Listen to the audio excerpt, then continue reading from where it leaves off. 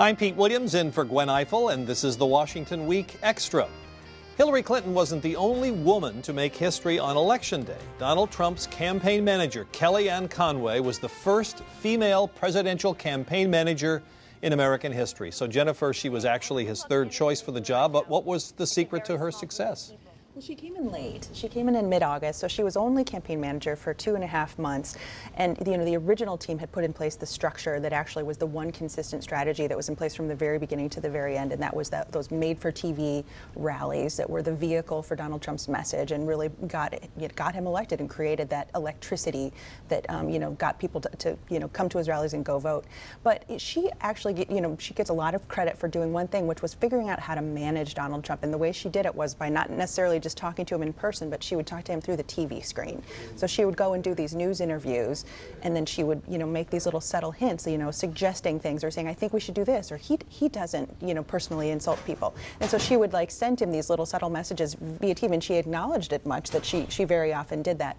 But, one interesting thing is, here she is, the first female, to do this, but she gets points for defeating the woman who would have been the first female president. So there's no question in your minds that she made a difference.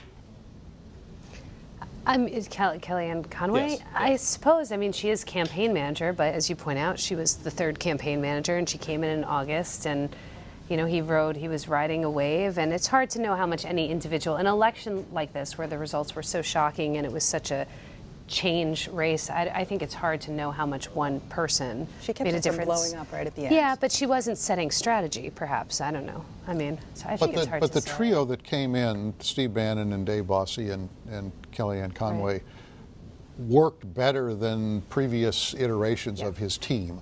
And they each found a role, and hers was, as you say, she did a lot on TV, both to explain Donald Trump and to defend Donald Trump, and to send signals to Donald Trump, and also to try to settle him down. And I think that as a group, they were successful in both keeping the energy level high in that campaign. I mean, they were racing at the end, and they were very opportunistic and effectively so. And so they all together were instrumental in that. Well, now, of course, the speculation is all about who he will enlist for his administration. That even began before the last ballots were counted. So tell us, Michael, who are the leading contenders for some of the big national security positions? So, Pete, I'll start with a disclaimer that, a lot of this is sort of chatter around Washington. You don't know exactly where it came from, and there's an echo chamber effect, so names are in serious contention because we won't hold you to this. But we'll be playing your sound from the Washington Week vault. Right. Having said that, on Secretary of State, I think there are some pretty logical contenders and a couple of people who said they might be interested in the job. One of them is Senate Foreign Relations Committee Chairman Bob Corker, a Tennessee senator, who said earlier this summer he would be interested in the job. He's advised Trump on foreign policy, considered pretty serious and credible figure. Some people have said Newt Gingrich, who we remember Speaker of the House, having largely a domestic agenda, but actually has taken a great interest in foreign policy and foreign affairs. A name you hear, Donald Trump himself has praised John Bolton, who is George W. Bush's ambassador to the United Nations, although Bolton is quite a divisive figure, even by the standards of Trump world, and I think that would be a difficult sell. He I think, was unable to get confirmed by a Republican Senate at one point, and I think with Democrats still having filibuster numbers, he would be a tough one. Attorney General Rudy Giuliani makes a lot of sense, and was asked about his appetite for that job on television a couple days ago, and as we all know, the Washington custom is to say, I'm not even thinking about that, I don't know. And Rudy's answer, I can't quote it verbatim, was more or less like, sure, yeah, that sounds pretty good. Who knows the Justice Department better than me? Exactly. Chris Christie might make sense, but for Bridgegate, I think that makes it complicated. But he was a federal prosecutor, so let's keep that in mind. Defense Secretary, just this evening, there was a report. Somebody is floating Kelly Ayotte, the outgoing, defeated New Hampshire Republican senator who was sort of friends with John McCain and Lindsey Graham. They kind of co-signed a lot of tough, hawkish national security press releases, took a lot of interest in foreign policy and defense issues, a kind of a hawkish posture. Would be kind of an interesting answer to the presumed Defense Secretary Hillary Clinton. Everyone expected to name Michelle Flournoy, the first female defense secretary. This would be a potential retort to that. Another name that we're hearing is Stephen Hadley, who was George W. Bush's last national security advisor. Real kind of gold-plated establishment, basically centrist figure, center-right, but somebody that Democrats could get along with. I heard people saying Hadley could even have served in a Hillary Clinton administration.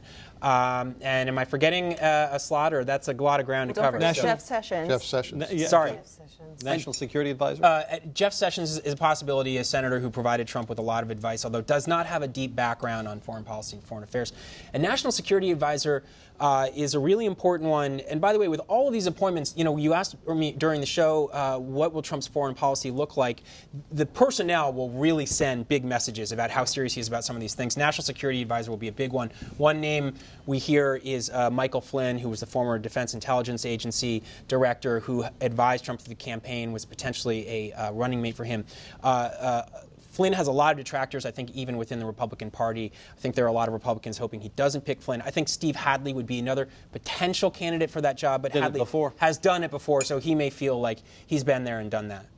All right, speaking of other candidates for other positions, in the wake of Hillary Clinton's loss, the Democrats find themselves in a tug of war between the progressives and the so-called establishment wings of the party. And there's also jockeying for the position of chairman of the Democratic National Committee. So, Lisa, who are some prospects for that? Well, so this happened pretty quickly that we started to get names out there for the head of the DNC. This is, of course, the only post really Democrats have left in town, having lost Congress and the White House. So Martin O'Malley seems like he's claiming people are asking him to throw his hat in the ring, which means that he's, of course, throwing his hat in the ring. Howard Dean, who ran to John Kerry's left in 2004 and ran the DNC from 2005 to 2009, was mounting a bid. It looks like Keith Ellison, the congressman from Minnesota, is going to jump in there. He was a Bernie Sanders supporter. He's a liberal guy. He's also Muslim, so that would be a pretty interesting choice for the DNC for the party. So, this is really a fight over where the Democrats want to go and what they see as their mistakes, how they evaluate their mistakes in this past election. And so we'll see this play out over the next couple weeks. We don't expect any kind of an election for the DNC chair to happen until early 2017. So there's certainly more time as Democrats emerge from their shell shock of this week for people to sort of, this evaluation process to happen and the soul searching to go on and for people to throw their hats in the ring. All right, Dan, this last one's for you. So we're going to end tonight with a clip from the Washington Week Vault about another historic presidential election. Moderator Paul Duke introduced the segment by saying this: "The country has voted for change, and the Capitol prepares for the first baby boomer administration. Voters were dissatisfied with the status quo and looking for change, and they got it." The striking thing about this election from the beginning, everybody you met really did want a change in the beginning. They felt that there was something desperately wrong in the country, like something had been broken. It wasn't just the economy in the usual sense about the economic restructuring, jobs being lost, that was there, but it was the feeling that America itself was in deep trouble.